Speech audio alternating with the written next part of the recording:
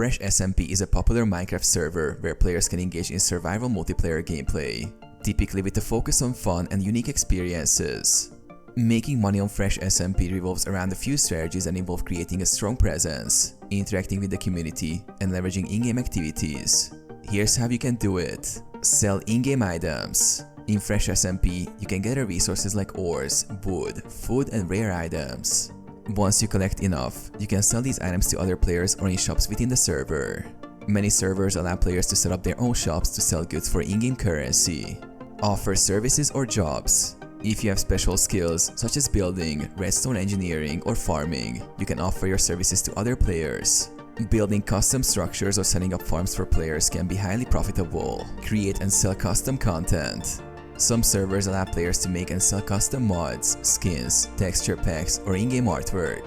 If you're skilled at creating Minecraft-related content, you can sell it to other users on platforms related to the server. Monetize through streaming or YouTube. Many Fresh SMP players stream their gameplay or create YouTube content. Monetize through ads, sponsorships, and donations by gaining followers and viewers.